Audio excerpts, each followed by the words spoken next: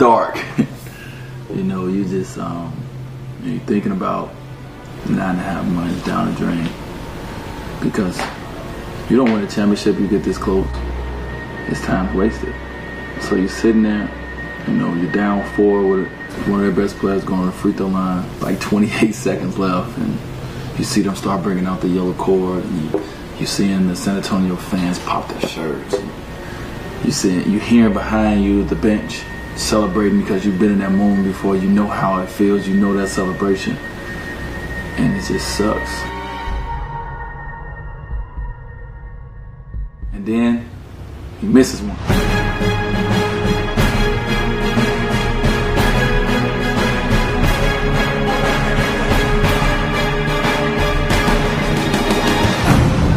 Only outcome I see is money. I don't see I don't see no other thing but winning at it. The journey for me, the journey is to this. The journey is to 3. The third ring was so important to me because 3 symbolizes to me a lot that I believe in. The Father, the Son, the Holy Spirit. At that time, when I started winning 3, it meant so much because my mom was in prison and I really needed to lean on my faith. And I picked number 3 for that reason. And it's just something that just followed me through life.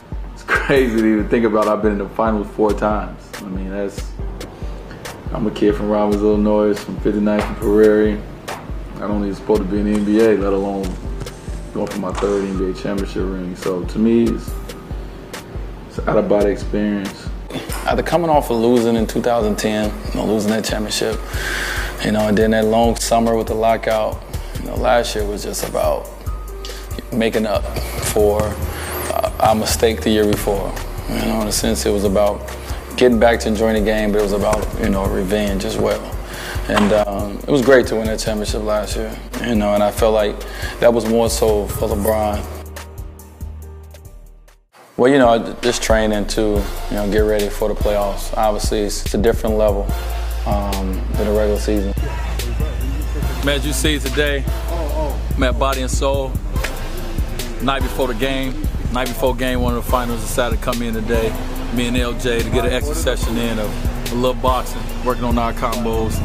But we came here to work out and to get that intensity going, get that focus going, and for we to understand ourselves that, listen, we got some more rounds to go, and we're not satisfied with where we at right now.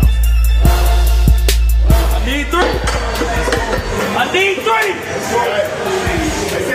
3. You got to turn it up a notch. I gave more. But I had to make sure that my body was still intact. And I turned it up a notch. Going for a world title, easy, go. Got a lot of good work in, a lot of good core in.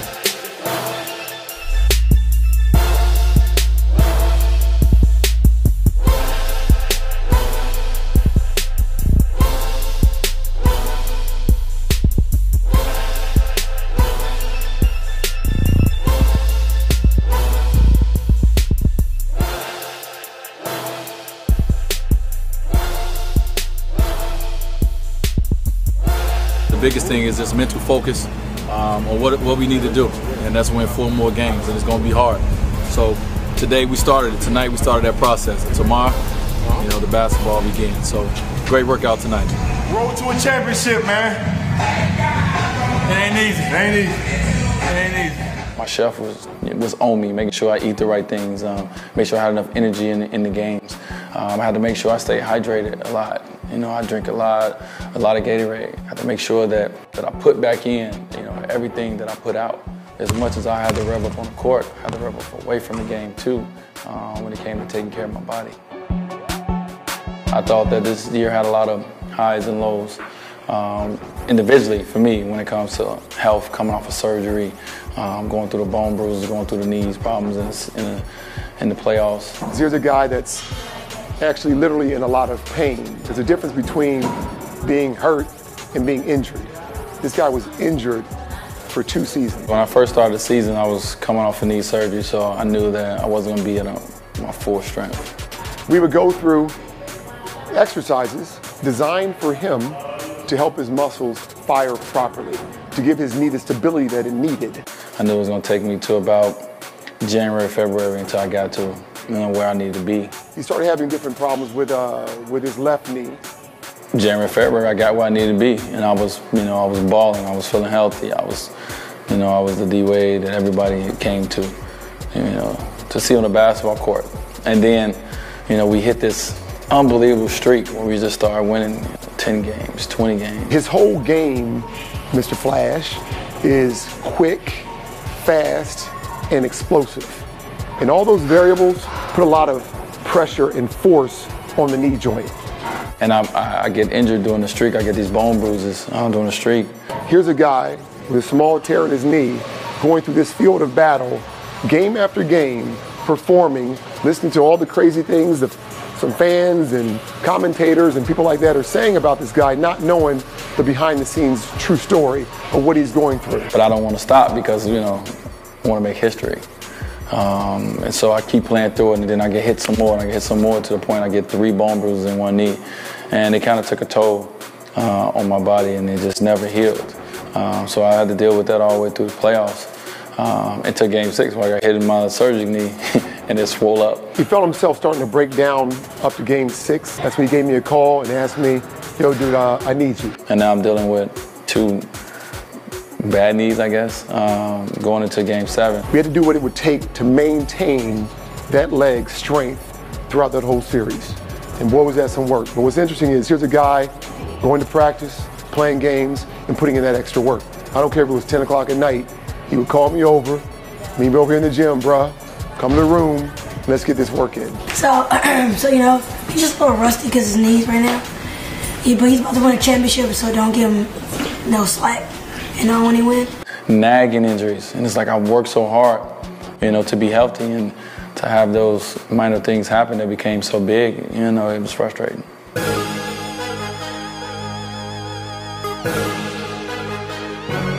Well, your teammates get to see you and what you go through, and I think, when your teammates see you go through certain injuries and, how much you're in the training room and how much you got to get, what you got to do to get prepared for a game, they're appreciative of you giving your maximum effort.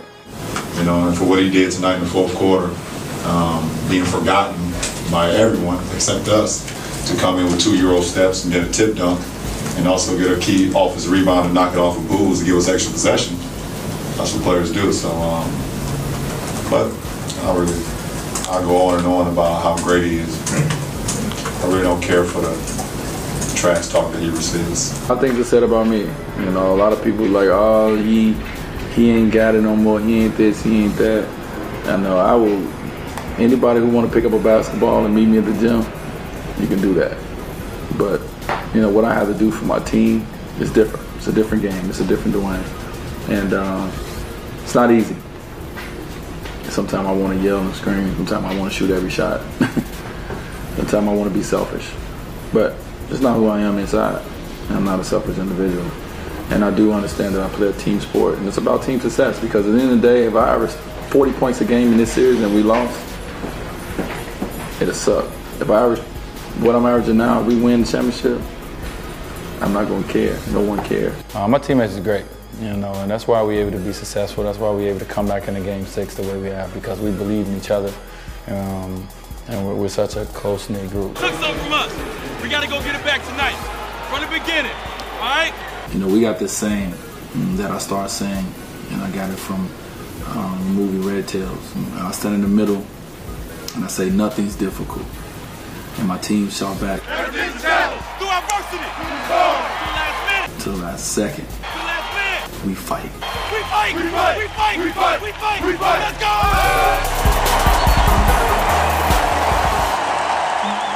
How do I balance my family with the pressures of the NBA, with the pressures of the world? Been in the finals. I have no idea. So what I think about Dr. J is he's a very passionate player. I love his dunk moves, I just like his game. If he get average with Dr. J average. Man, get on the camera, man. I don't know. It's nothing to really show me how to do it. You just gotta do what you feel is right. And be selfish. Yeah. Tell about be selfish. Dude, yo, what are you doing? What are y'all doing? All right, come on, get a finish. Go ahead. My family understands the moment and the time, and they give me a certain amount of space, but they also need a certain amount of love. People was playing truth or dare. You was playing truth or dare. You was playing truth or dare. I got in it after. I bet you did get it. What was your dare? Yeah, exactly. That's all you want. You don't want to know the truth. You want to know the dare. No, it was to hug a lot of people, a lot of girls. I did. What? I did hug a lot of girls. I dare you to hug her. With the bathing suit on, like this. Oh, you wet, boy. I don't want them to get me too smushy either. I need to be focused. I need to be tough. You didn't answer my text. You didn't answer my text. You talked to me. You sent me a picture of you and said swaggy.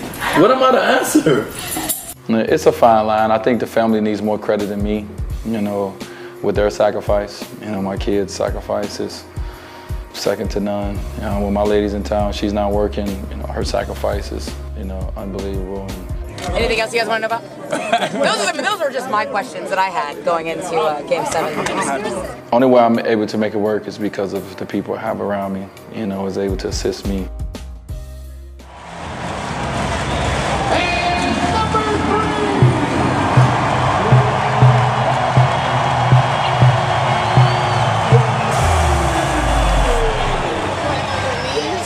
Pouring champagne on my knees. Yeah. So he's like, how your knees feel now? I was like, you know what? Oh, yeah. I was like, you trying to be a No, because I had it, and then I gave him. He just wanted to give me another bottle. I had the bottle. I'm like, I'm trying to hold it. And then every time I went to drink it, like it was like overflowing in my mouth.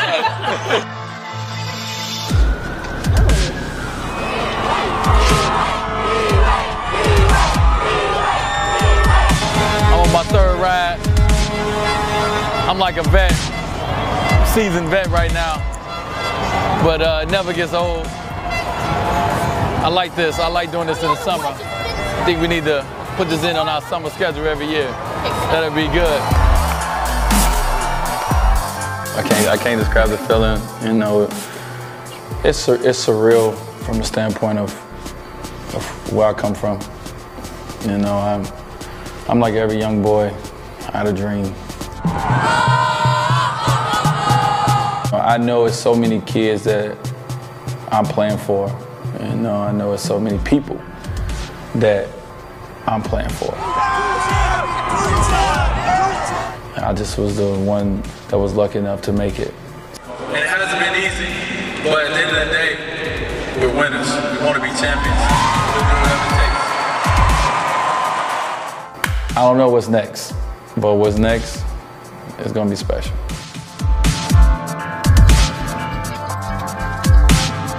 I sleep in my hat. Take a shower in my hat. Do everything in this hat. One hat. Wear it one way. You want to go night?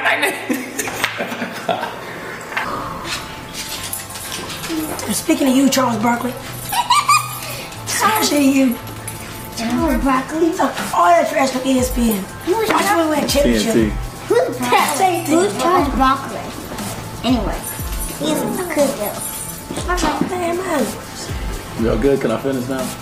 Go on, let Mr. Junior go on. Do the rest of the thing. Bye-bye. Are you leaving? Now. Yes, sir.